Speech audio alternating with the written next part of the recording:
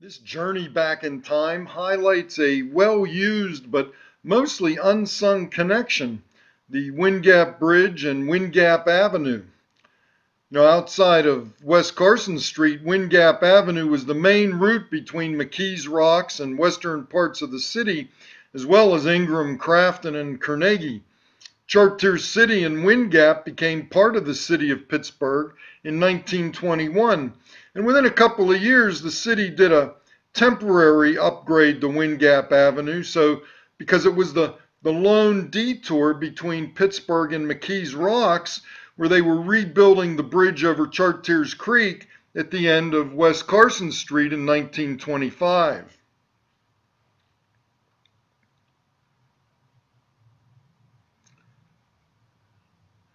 These slides show some of the building of that new bridge across at the mouth of Chartres Creek at the end of West Carson Street.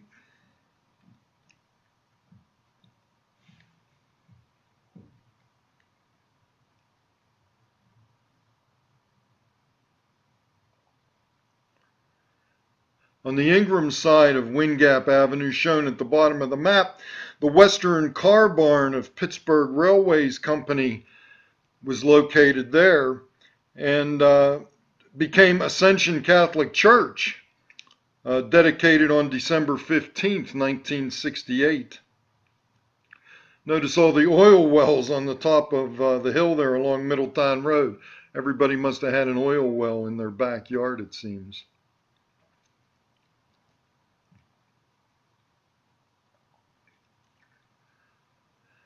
Pennsylvania Trolley Museum in Washington County still has an example of those Jones low floor cars that they used between 1914 and 1937 before the streamliner models were introduced. In the late 1920s, Windgap Avenue was one of the many roads planned for an upgrade to help commuters get to the new tunnel under Mount Washington and the new bridge crossing the Monongahela River to the point. Of course, that tunnel and bridge weren't built until about 30 years later. We know them as the Fort Pitt and Bridge and Fort Pitt tunnels, but they still went ahead and upgraded the roads anyway. But as usual, the city and the county had to do their dance to see who was going to pay for what, but they finally came to an agreement and work could begin. So they put the project out to bid, and in 1929 they began. So we'll start at the Ingram side of Windgap Avenue at the bottom of the map where it intersects with Berry Street in Ingram, and we'll start towards McKees Rocks.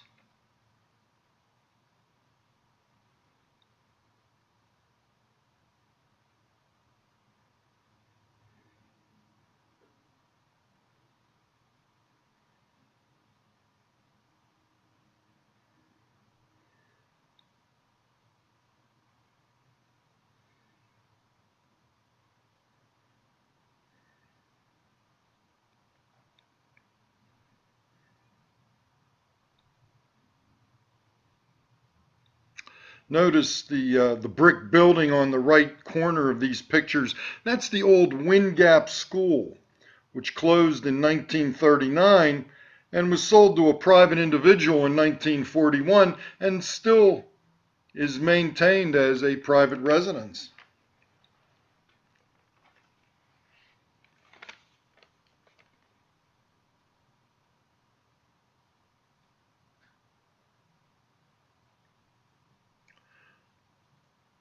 Now we continue our journey down Windgap Avenue towards McKees Rocks Bridge over Chartres Creek.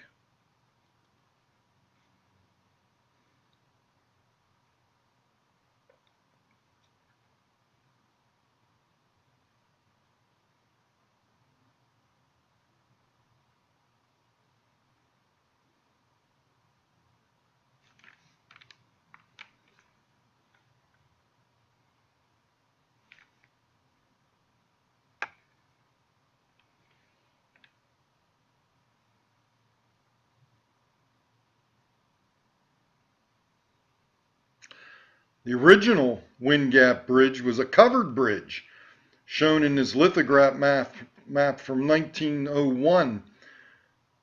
It was there as early as 1876 and was replaced by the footbridge that many people remember. You can see it behind the railroad bridge in this old postcard. But in 1914, the end of 1914, this iron and steel structure was built to accommodate the increase in loads and traffic. The people had been petitioning for over 10 years to replace that covered bridge with something better, and they finally got their wish in December of 1914.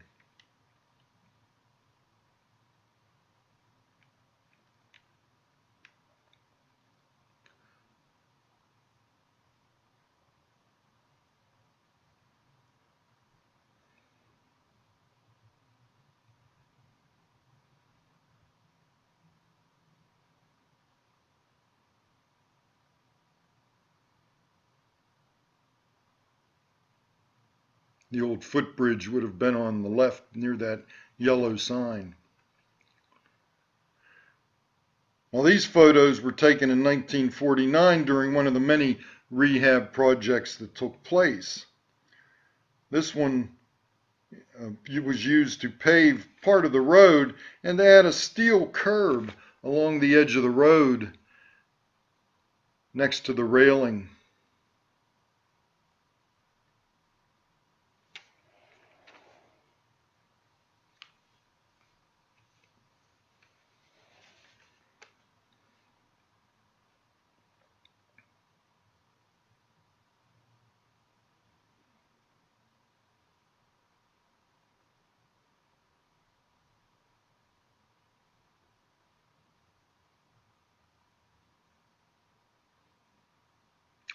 But in 1977, when the bridge was over 60 years old, the old steel had had enough, and the bridge needed to be replaced, along with many other bridges in the area. This sign's a pretty graphic example of what could happen.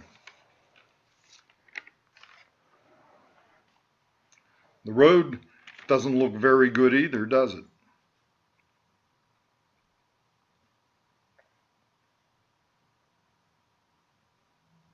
The new bridge was finally opened on December 2nd of 1985, but more about that later.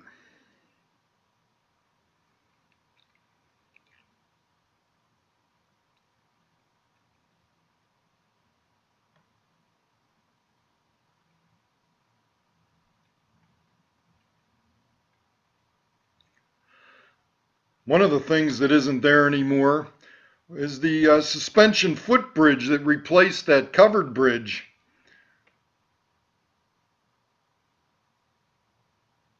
It was damaged by a flood during Hurricane Ivan in 2004 and was torn down the following year.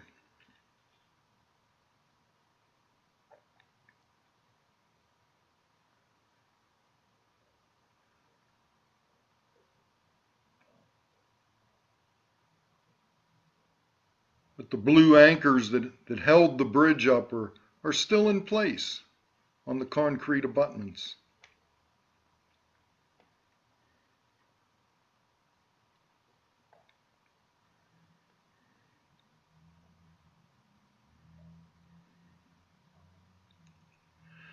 Now, something caught my eye when I was putting together this video, and that's the big buildings on the right-hand side of this picture.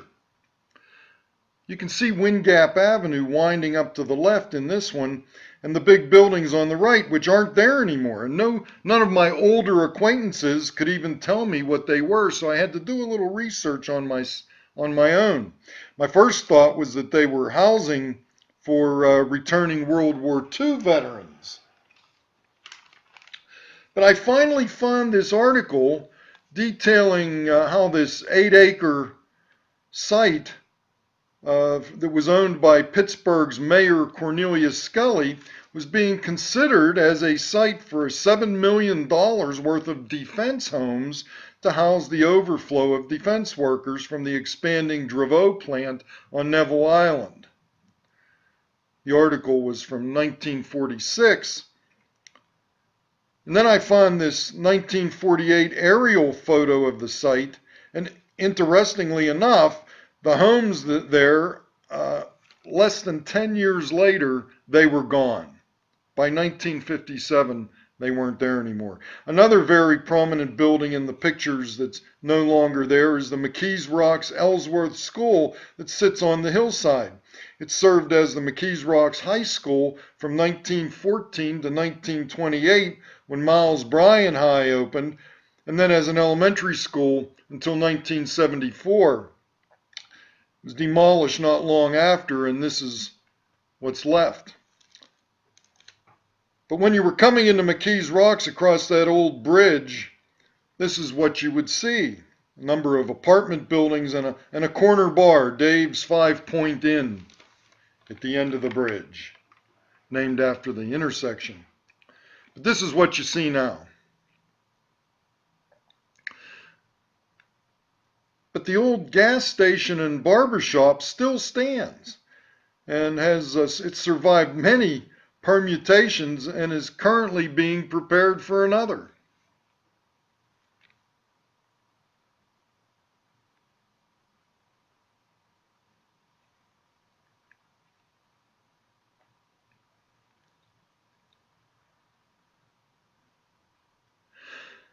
Finally, I'd be remiss if I didn't mention one more structure from the past that's not there anymore, the Mann Hotel seen on the left.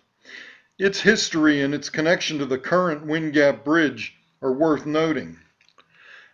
Mann's Hotel was a McKees Rocks landmark that opened as a grocery store in 1803 and may have existed before that. By the 1850s, it included a tavern and eventually a hotel, and it was a well-known stagecoach stop. The basement, reached by a trapdoor in the bar floor, had bars, iron bars on the windows, and was used as a holding cell for prisoners so that their captors could have a beer while they were transporting them. It was famous for its turtle soup made from turtles brought in by customers. But when the business started to fade, it became a pretty colorful place with poker games, cockfights, and for a while was a popular hangout for bikers, and I don't mean the spandex-clad Schwinn riding kind. But in March of 1977, a buckled support plate was found on the crumbling 62-year-old bridge, and the county knew that replacing it was the only option. A year later, in 1978, the plans called to replace that bridge with a 4-lane bridge, and it would have meant the demolition of the old hotel, one of the oldest buildings in the county. So the Pittsburgh History and Landmarks Foundation filed for a lawsuit to stop its demolition. But things didn't look good for the hotel.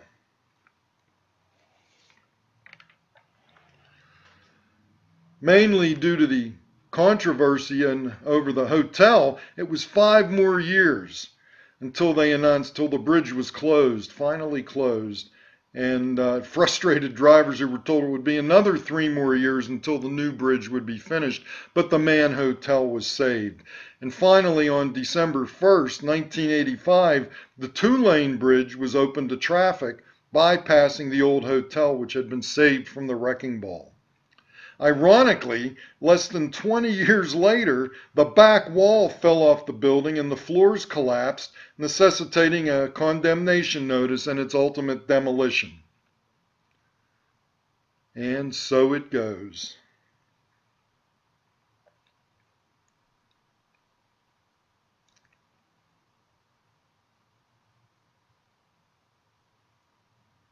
I'd like to give special thanks to Dave Wright in the Allegheny County Department of Public Works, as well as the McKees Rocks Historical Society and the archives and special collections of the University of Pittsburgh Library System.